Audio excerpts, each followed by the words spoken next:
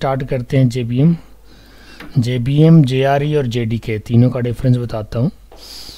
तो मैं कुछ देर में आपको स्क्रीन शेयर करता हूँ। मेरी आवाज़ आप तक क्लियर पहुँच रही होगी, कोई दिक्कत नहीं है।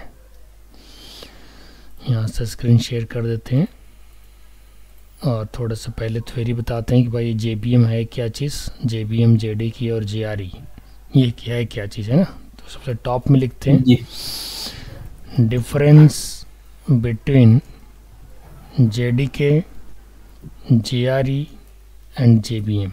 ये जो है ना, ये तीन मेन कंपोनेंट हैं जावा के लिए, ठीक है।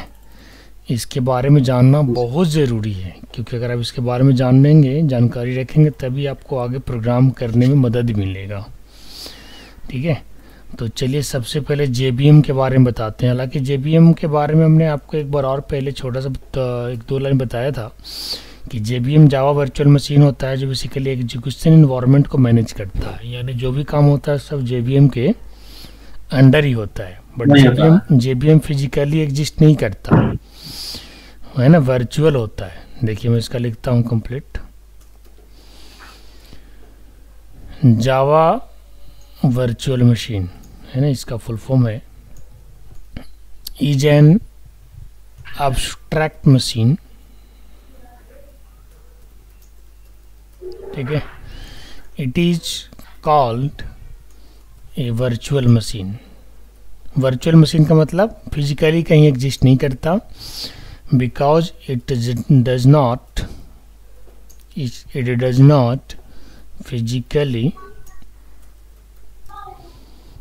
एग्जिस्ट, ठीक है। ये करता क्या है, it provides a runtime environment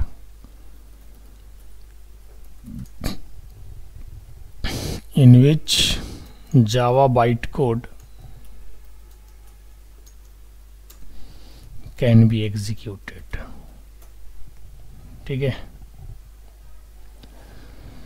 The JVM performs following main task। इसके कुछ टास्क हैं। The JVM performs following main task. भाई वो क्या क्या टास्क है जो JBM परफॉर्म करता है। तो सबसे पहले कोड को लोड्स करता है, ठीक है। लोड्स कोड को वेरीफाई करता है ना, कोड को वेरीफाई करता है, कोड को एग्जीक्यूट्स करता है, ठीक है।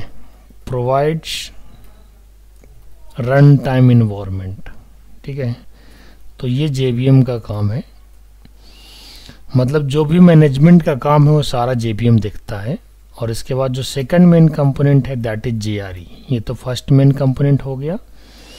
अब JRE का यहाँ पे जावा के अंदर या जावा के लिए क्या रूल्स एंड रिस्पॉन्सिबिलिटी है उसके बारे में जानते हैं। JRE stand for Java run time environment. Java run time environment, ठीक है। It is also written as Java RTE।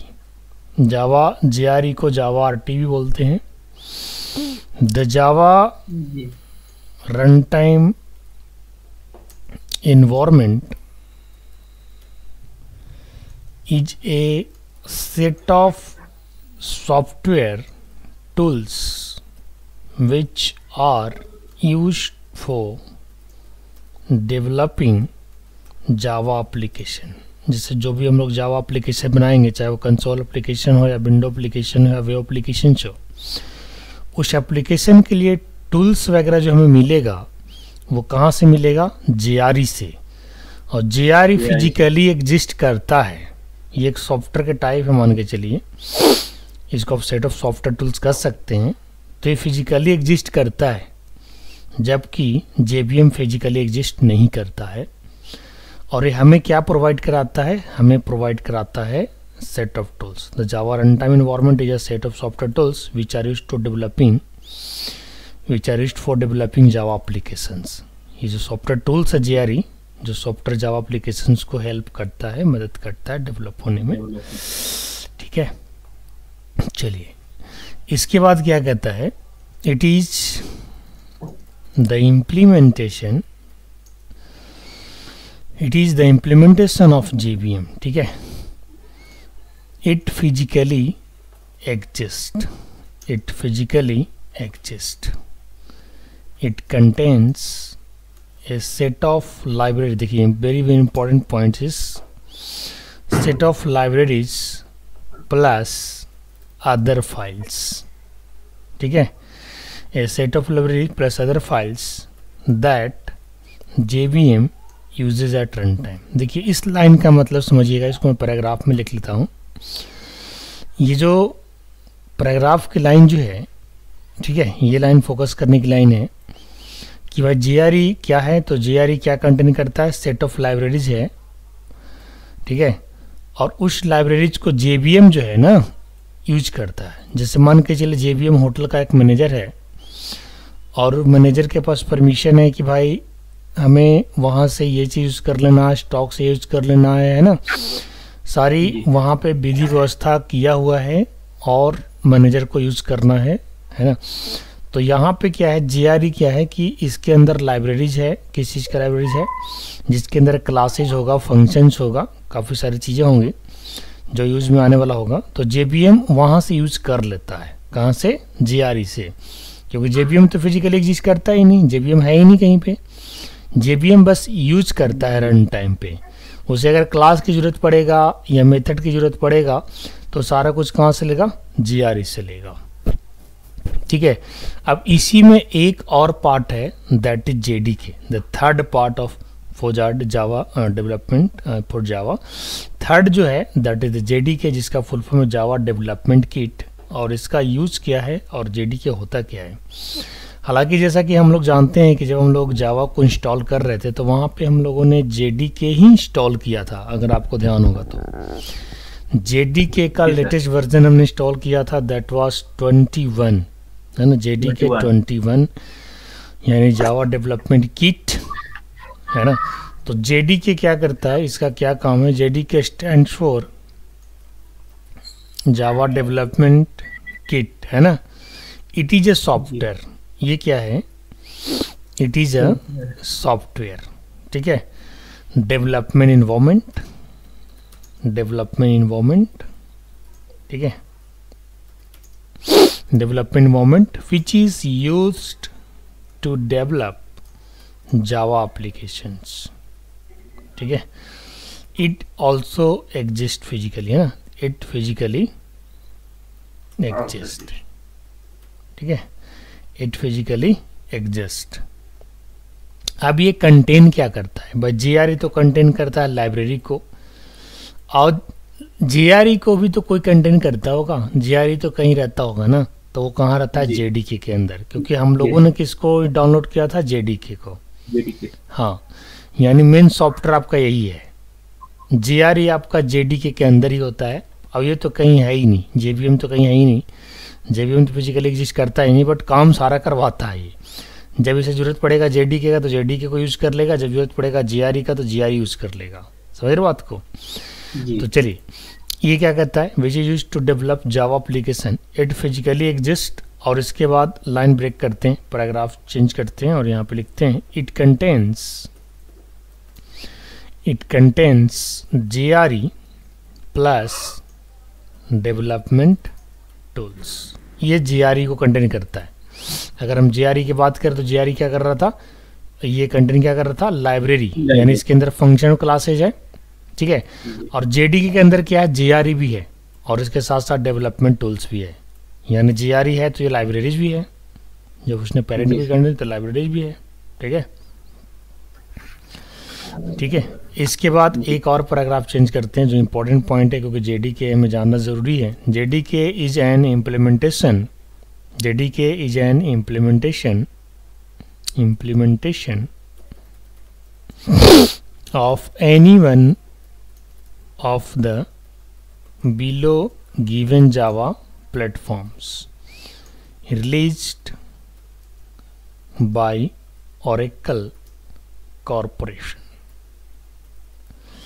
Oracle क्या है भाई? ओरेकल अब एक कंपनी है जिसने जावा को परचेज कर लिया।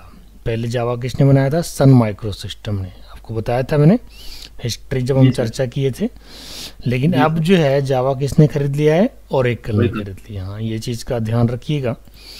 अब जेडी के क्या क्या कर सकता है, या फिर जेडी के किस प्लेटफॉर्म के लिए यूज़ होता है? तो ये सबसे पहले यूज़ होता है स्टैंडर्ड एडिशन, जिसको एसी कहते हैं, जावा प्लेटफॉर्म। इसके साथ साथ एंटरप्राइज एडिशन के लिए भी यूज़ होता है। ये सब क्या चीज़ें होता है इसको हम अच्छे से और आगे जानेंगे। माइक्रो एडिशन है ना, इस सब जगह पे जेडी के अवेलेबल हैं।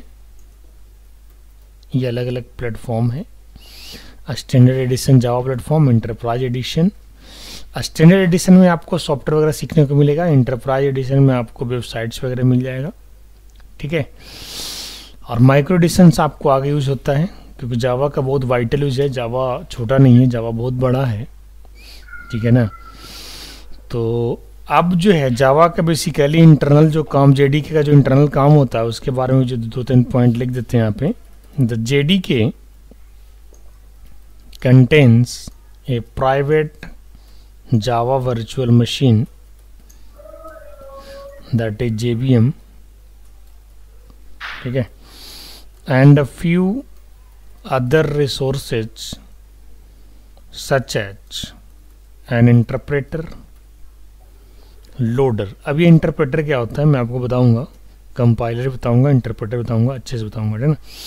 कंपाइलर, जावा का कंपाइलर का नाम क्या है? जावा सी, ठीक है। और इंटरप्रेटर क्या है? जावा, है ना। इस चीज़ का ध्यान रखिएगा, ठीक है। और एक चीज़ और है यहाँ पे, एन आर्चीवर, ठीक है। आर्चीवर क्या करता है? आर्चीवर क्या है? जार फाइल है। ए डॉक्यूमेंटेशन जनरेटर, ठीक है, that is called Javadoc etc, हाँ etc टू कंप्लीट, ठीक है। आई डॉक्यूमेंटेशन जनरेटर, और एक सेकंड किया, documentation generator Javadoc etc, यहाँ पे etc कर दीजिए, ठीक है।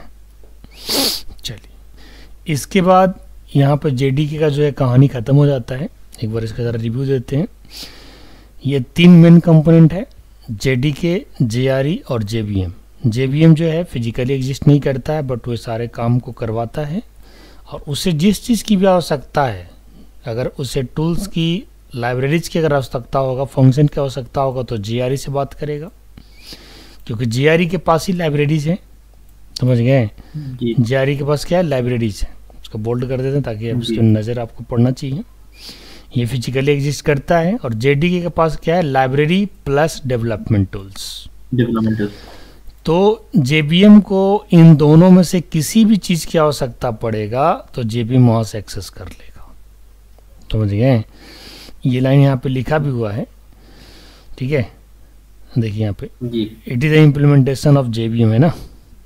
यहाँ पे भी लिखा हुआ है, it consist a set of libraries file that JVM uses at run time. अगर जेबीएम की आवश्यकता होगा, जेबीएम जो यूज़ कर रहा होगा वो फाइलें, वो लाइब्रेरीज जेआरई के पास है। तो ये तीनों कंपोनेंट का शॉर्ट में आपको समझ में आ गया होगा, हालांकि इसको और भी अच्छे से पढ़िएगा आप। अब चलिए शुरुआत करते हैं। प्रोग्रामिंग हमने हेलो वर्ल्ड को प्रिंट कराया था। अब अगर कुछ कैलकुलेशन करना हो, कोई मैथमेटिकल ऑपरेशन परफॉर्म करना हो, तो उसके लिए हमें वेरिएबल्स बनाने की ज़रूरत पड़ेगा। हम लोग कंटेनर बनाएंगे, वेरिएबल को कंटेनर बोला जाता है, यानी मेमोरी में कुछ जगह बनाएंगे और उस जगह के ऊपर हम लोग क्या करेंगे? कैलकुलेशन करेंगे, ठीक है। जैसे हमें 2 नंबर का सम निकालना हो, सब्ट्रैक्शन करना हो, तो सबसे पहले जगह बनाने के लिए क्या है, जावा में क्या रूल है, जगह कैसे बनता है जगह बनाने के लिए हमें किन किन बातों को ध्यान में रखना होगा, तो उसके बारे में चलते हैं।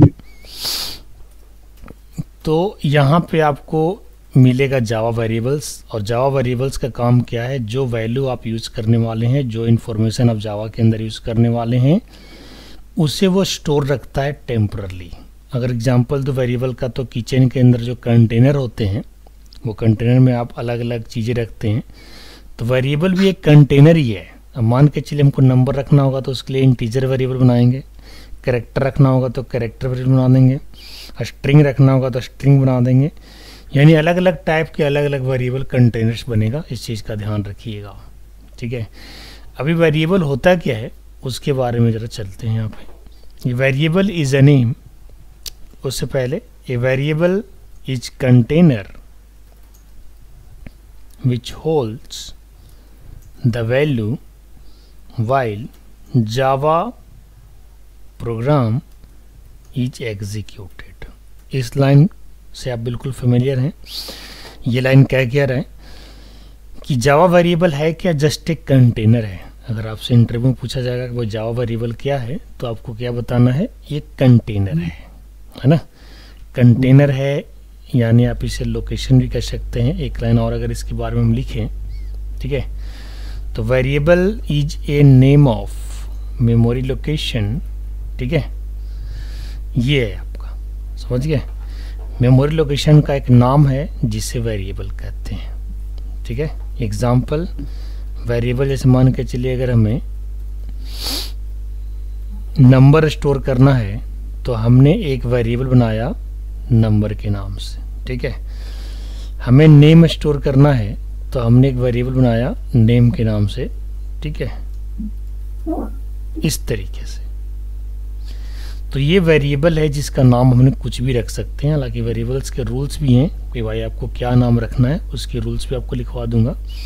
उस रूल्स को भी आपको ध्यान रखना है कि वेरिएबल के नाम डिफाइन करते समय हमें किन किन बातों का ध्यान रखना होगा, है ना, क्योंकि रूल्स को भी समझना बहुत ज़रूरी है। ठीक है, हालांकि शॉर्ट में अगर एक बार जाना जाए कि वेरिएबल्स क्या होता है तो वेरिएबल्स के बारे में आप क्या बोलेंगे, वेरिएबल क्या है, कंटेनर है ना, क्या है, एक कंटेनर है। चलिए इसके रूल्स क्या हैं पहले उसको लिखवा देते हैं, इसके बाद वेरिएबल के टाइप्स लिखवाएंगे। रूल्स, वेरिएबल बनाने के रूल्स क्या हैं, है ना, क्योंकि ये रूल्स आपको माइंड में रखना होगा जब भी आप वेरिएबल बनाएंगे। Rules for naming variables in Java. ठीक है, इसको पॉइंट आउट कर देता हूँ। कुछ रूल्स हैं जिन्हें आपको ध्यान में रख करके वेरिएबल को नाम बनाना, वेरिएबल के नाम डिफाइन करना है।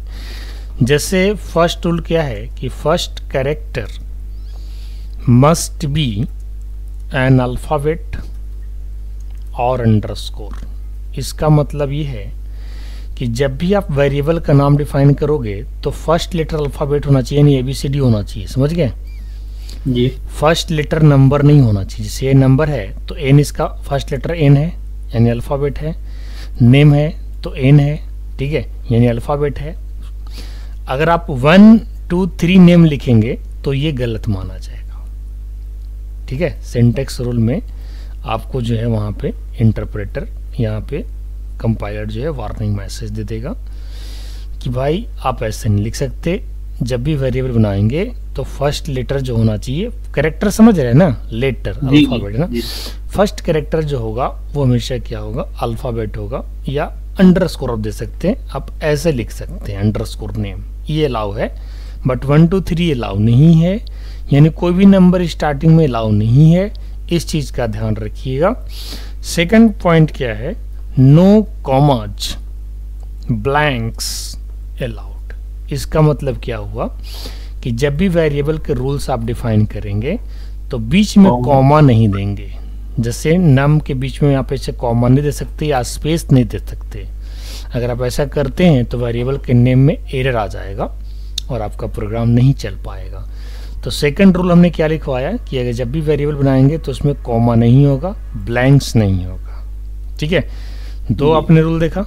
तीसरा रूल क्या कहता है, no special symbol, no special symbol other than underscore allowed. Underscore के अलावा कोई और सिंबल अलाउ ही नहीं है। जैसे आप किसी वेरिएबल से पहले या बीच में कहीं पे भी आप हैश साइन नहीं दे सकते या @ नहीं दे सकते, ये अलाउ ही नहीं है, ये परसेंटेज नहीं दे सकते। हाँ, अंडरस्कोर लगाना है चलेगा, कोई प्रॉब्लम नहीं है। ब्रैकेट भी नहीं दे सकते, समझ रहे, एक्सक्लेमेटरी भी नहीं दे सकते, कोई भी सिंबल आप नहीं दे सकते, डॉलर भी नहीं दे सकते, अलाउ नहीं है। अंडरस्कोर अलाउ है, अंडरस्कोर के अलावा कोई और सिंबल अलाउ नहीं है। किसकी बात कर रहे हैं हम, वेरिएबल के नेमिंग कन्वेंशन का। कि जब भी हम वेरिएबल का नाम डिफाइन करेंगे तो इन बातों को हमें ध्यान में रखना होगा, तभी हम वेरिएबल बना पाएंगे। अदरवाइज अगर इन बातों का ध्यान हम नहीं रखेंगे तो वेरिएबल बनाने में हमको दिक्कत होगा। ठीक है, इसके बाद नेक्स्ट पॉइंट क्या कहता है कि variable names are case sensitive. इस लाइन का मतलब ये है, ठीक है, इस लाइन का मतलब ये है कि वी मस्ट क्रिएट मीनिंगफुल, है ना, meaningful variables name in our programs. इसका मतलब क्या है कि भाई केस सेंसिटिव का मतलब क्या है कि जैसे आपने नेम बनाया तो आपको हर जगह स्मॉल नेम में ही यूज करना है, और अगर आपने नेम का एन कैपिटल दे दिया तो हर जगह जहां पर भी नेम यूज करेंगे तो एन कैपिटल ही यूज करना है उस प्रोग्राम के अंदर। यानी defining variable in a small letter and defining variable in capital letter both have different meaning. समझ रहे बात को, दोनों का सेम मीनिंग नहीं है, अलग है। अगर मैं मान के चलो एक और वेरिएबल बनाऊं इस नाम से, तो ये दोनों वेरिएबल आप ये अलग अलग माना जाएगा। क्या माना जाएगा? अलग अलग दो वेरिएबल माना जाएगा। ये नेम का अलग मेमोरी लोकेशन बनेगा और इसका अलग बनेगा। ये दोनों नेम जावा प्रोग्रामिंग के लिए दो अलग अलग वेरिएबल है। तो ऐसा कभी आप नहीं सोचिए कि नेम तो हम ऊपर बना चुके हैं जो कि स्मॉल लेटर्स में है और ये फर्स्ट लेटर कैपिटल है, तो ये दोनों सेम है। नहीं, बिल्कुल नहीं।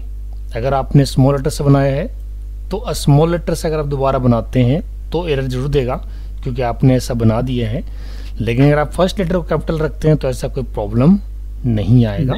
हाँ, और दोनों का मीनिंग अलग होगा, दोनों का अलग अलग एड्रेस लोकेशन बनेगा, लोकेशन का मेमोरी मैपिंग होगा। ठीक है, तो केस सेंसिटिव का मतलब यही है कि defining a small letter and capital letter both have different meanings. ठीक है, चलिए, ये तो वेरिएबल्स का नेमिंग कन्वेंशन हो गया। अब आगे क्या है कि वेरिएबल्स के टाइप्स क्या होते हैं, कितने टाइप्स के वेरिएबल हम लोग बना सकते हैं। हाँ जी, चलिए टाइप्स के बारे में हम लोग जानते हैं आगे। Types of variables in Java. Types of variables in Java, कितने टाइप के वेरिएबल हैं? There are 3 types of variables in Java. ठीक है, कौन कौन है? फर्स्ट है आपका लोकल वेरिएबल, सेकंड है आपका ग्लोबल और जिसको इंस्टेंस भी बोलते हैं, थर्ड है आपका स्टैटिक वेरिएबल। ये 3 टाइप का वेरिएबल जो है जावा में आपको मिलेगा। अब लोकल वेरिएबल, किस वेरिएबल को लोकल कहा जाता है, किस वेरिएबल को ग्लोबल कहा जाता है, किस वेरिएबल को स्टैटिक कहा जाता है, इनके बारे में भी जानना ज़रूरी है। और इसे हम प्रोग्रामेटिकली भी जानेंगे, प्रोग्राम के थ्रू भी जानेंगे। तो चलिए सबसे पहले लिखते हैं लोकल वेरिएबल क्या है, इसके बाद हम ग्लोबल वेरिएबल के बारे में चर्चा करेंगे। अगर लोकल वेरिएबल के बारे में बात करें तो ए variable declared inside the body inside the method block, method और कंस्ट्रक्टर। अब ये 2 चीज़ें हैं, आपको टेक्निकल लग रहा होगा बट घबराने की जरूरत नहीं है। ठीक है, a variable declared inside the method और constructor block is called a local variable. ठीक है, ये variable declared inside the method और constructor block is called a local variable. इसका मतलब ये होता है कि जब किसी वेरिएबल को आप किसी मेथड या कंस्ट्रक्टर के अंदर बनाते हैं तो वो वेरिएबल लोकल वेरिएबल कहलाता है। और क्या है, you can use this variable only within that method, है ना। A local variable cannot access outside of method block.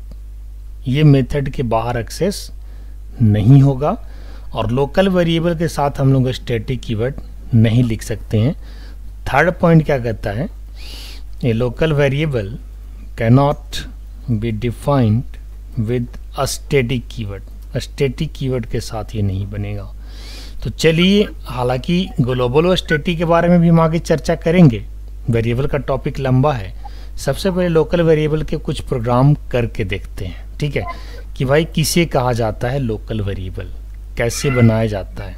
ठीक है, तो चलिए उसके लिए हम क्या करते हैं, नोटपैड प्लस प्लस को ओपन कर लेते हैं। यहाँ से हम सर्च करते हैं नोटपैड प्लस प्लस, ये रहा नोटपैड प्लस प्लस, आपको दिख रहा होगा। और आज मैं आपको लोकल वेरिएबल के ऊपर प्रोग्राम करके दिखाता हूँ। आप हमारे सेशन के साथ बने रहिए और इसके बाद फिर आप ढेर सारा प्रैक्टिकल एग्जाम्पल उसके ऊपर करिएगा। तो मैं क्या करता हूँ, एक न्यू फाइल ले लेता हूँ यहाँ पे, और यहाँ पे लिखता हूँ example of local variable in Java, और इस फाइल को पहले सेव कर लेता हूँ। सेव कहाँ करना है, चंदन जावा MWF, और इसका नाम क्या होगा, टेस्ट लोकल वेरिएबल। ये क्लास का नाम देने वाले हैं, डॉट जावा लगाना जरूरी है क्योंकि ये जावा का फाइल है। अब इसके बाद हम लिखेंगे क्लास, और यहाँ पे लिखेंगे वही नाम जो हमने फाइल का नाम दिया है। उससे क्या होता है कि आपको सेव करके रन कराने में परेशानी नहीं होता। क्लास क्या, जस्ट एक ब्लूप्रिंट है, हालांकि धीरे धीरे सारी चीज़ आप जान जाएंगे। माइंड पे प्रेशर बिल्कुल नहीं डालना है। जावा काफ़ी इंटरेस्टिंग सब्जेक्ट है, सिंपल है, इजी टू लर्न है, लेकिन ये जो चीज़ें हैं वो रेगुलर प्रैक्टिस के चीज़ें हैं। आप थोड़ा थोड़ा पढ़ो लेकिन रेगुलर पढ़ो, प्रैक्टिस बहुत ज़्यादा करना है, सेल्फ स्टडी बहुत ज़्यादा करना है।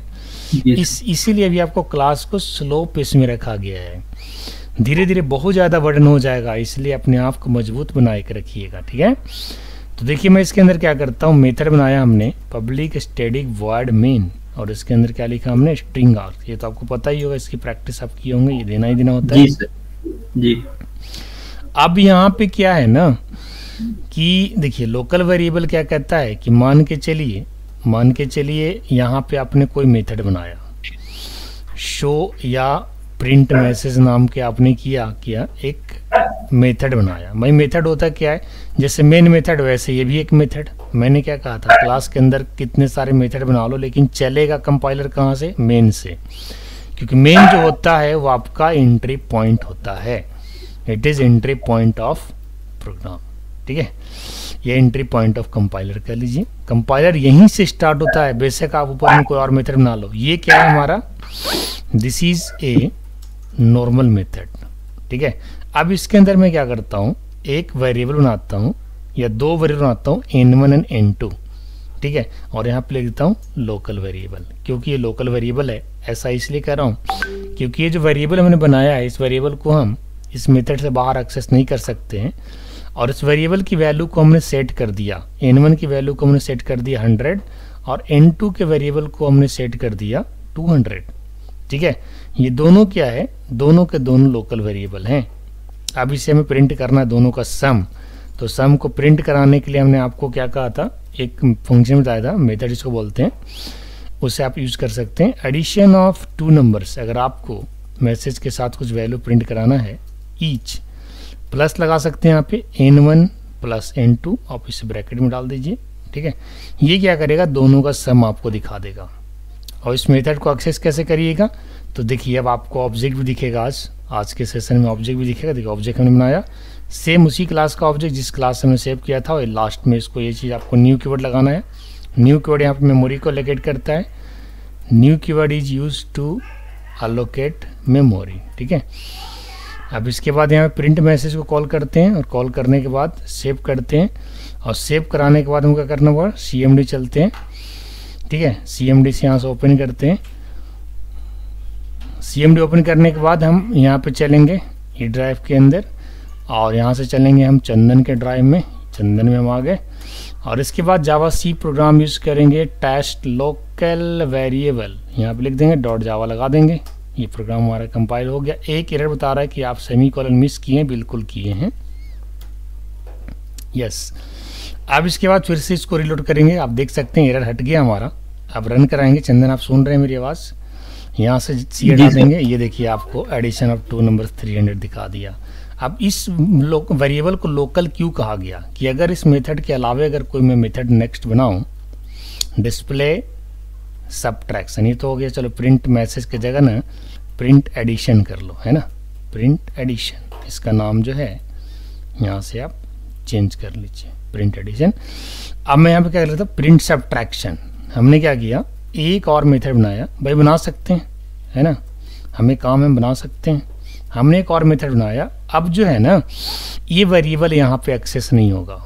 अगर आप इस लाइन को दोबारा यहाँ पे लिखो और जबकि हमने उसे रीडिफाइन नहीं किया है तो n1 n2 यहाँ पे यूज़ नहीं होगा, एरर देगा। ऐसा क्यों? क्योंकि हमने ऐसा थ्योरी में लिख रखा है। क्या लिखा है कि अगर आप लोकल वेरिएबल बनाओगे तो उसे मेथड के बाहर एक्सेस नहीं कर पाओगे। देखिए यहाँ लिखा ना मैंने, थ्योरी दिखाते हैं। Local variable can not access outside of method block, क्योंकि मेथड की ब्लॉक क्या है भाई, इस मेथड का ब्लॉक यहाँ से यहाँ तक है, इसके बाद नहीं है, यानी n1 n2 यहाँ पे एक्सेस नहीं होगा। और ऐसा मैं करके कोशिश करके आपको दिखा रहा हूँ, आप देखिएगा एरर आएगा, 100% एरर आएगा, क्योंकि इस वेरिएबल्स को आप यहाँ पे एक्सेस कर ही नहीं सकते। चलिए अब चला के दिखाते हैं आपको। यस, कंपाइल किया, देखिए एरर आ गया। क्या कह रहा है, क्या कह रहा है ये एरर्स को अगर आप पढ़ेंगे, देखिए क्या लिखा हुआ है। ठीक है, 2 एरर्स, क्या एरर्स कह रहा है। यस, मतलब ये ऐसा एरर्स को किसी ने नाम से डिफाइन किया नहीं है, मैसेज कुछ नहीं दिया। कैन नॉट फाइंड सिंबल है ना, जिसको हम एक्सेस कर रहे हैं वो फाइंड नहीं कर रहा है, यानी कंपाइलर वहाँ तक पहुँच ही नहीं पा रहा है। क्योंकि ये वेरिएबल्स लोकल है, वेरिएबल जो है उसी ब्लॉक तक एक्सेस होगा। समझ रहे बात को? वेरिएबल का नाम आप कुछ भी दे सकते हैं, हमने n1 n2 दिया, आप कुछ भी रख सकते हैं। बट अगर मुझे सब्ट्रैक्शन के लिए चाहिए तो फिर से हमें वेरिएबल बनाना पड़ेगा। समझ गए? फिर से वेरिएबल बनाना पड़ेगा, तब जा कर के हम क्या करेंगे, इसे एक्सेस कर पाएंगे। अब मैं आपको दिखाता हूँ। अब अगर मैं रन करूँगा तो ये प्रॉपर कंपाइल हो जाएगा। ठीक है, ये देखिए कंपाइल हो गया और रन भी हो गया। देखिए सब्ट्रैक्शन भी आ गया, एडिशन में चाहते हैं लाइन ब्रेक आए बीच में, यहाँ पर एडिशन के बाद लाइन ब्रेक हो, तो लाइन ब्रेक करने के लिए आप स्लैशन का इस्तेमाल कर सकते हैं या println भी लगा सकते हैं। system.out.println, प्रिंट की जगह है ना println लगा दीजिए, सबसे बढ़िया लाइन ब्रेक भी देता है। ये देखिए, यस, अब लाइन ब्रेक हो गया। एडिशन ऑफ 2 नंबर से 300 and subtraction of 2 number is 200। तो इस तरीके से आपको वेरिएबल का पता चल गया भाई कैसे वेरिएबल बनता है।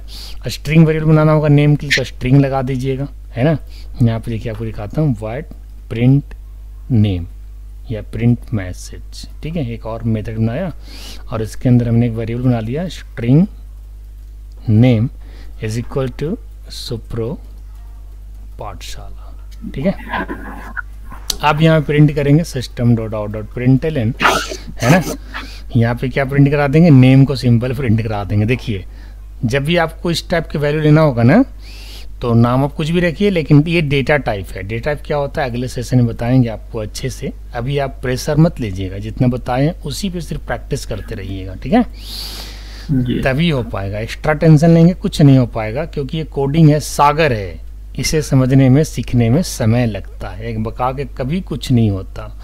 इसे रन करेंगे, कंपाइल करेंगे, अब देख सकते हैं, देखिए आ गया सुपर पाठशाला। यस या नो?